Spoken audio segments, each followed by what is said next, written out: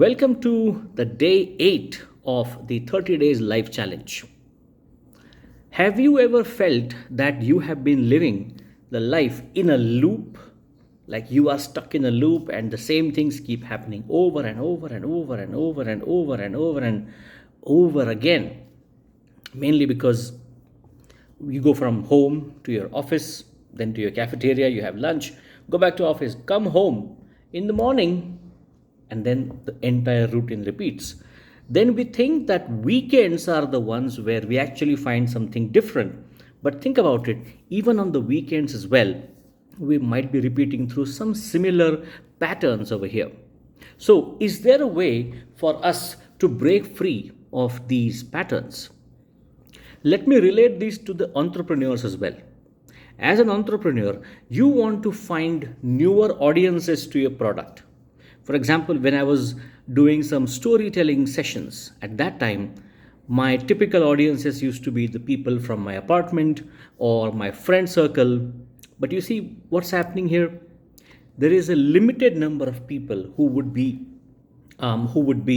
receiving those communication, and which is why I want to bring to you the topic for today, and that is entropy. Entropy is the randomness in life. This is where you stumble upon something or someone and you find them interesting, and that conversation with them, that random conversation at the airport, strikes a thought which may not have come to you in your usual patterns. Which is why we need to strive for that randomness in our life. Which is why entropy is really good. Now, there are certain ways in which you can find entropy in your life. One is you can put yourself in a random situation. Now, what are some of the benefits of going through or fostering this entropy? Number one, it fosters creativity and innovation, because when you are in an rather unfamiliar situation, you are with unknown people.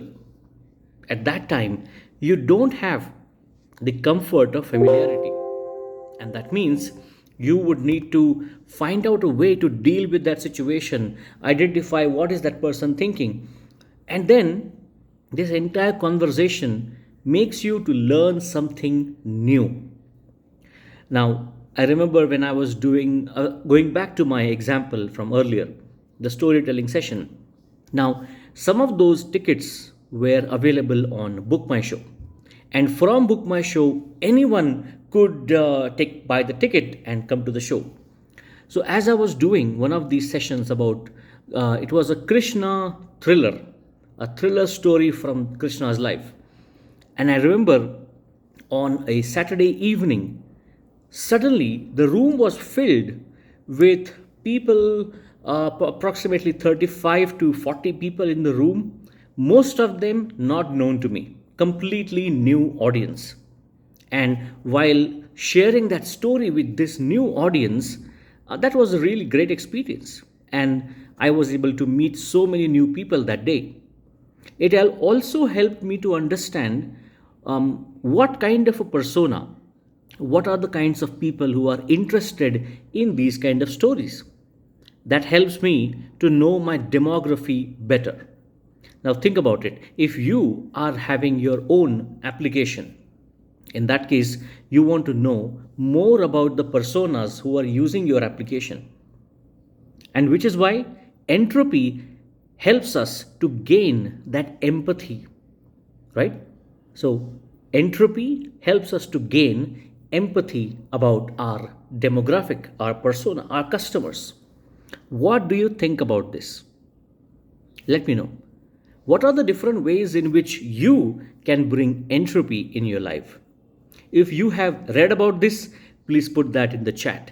If you have a book or a reference about this, put that in the chat as well. Because that is going to be the next level of entropy, and that's something I would look forward to reading as well. So this is Aniket signing off from the day 8 of 30 days life challenge, and today's topic was entropy. See you on day 9. Thank you.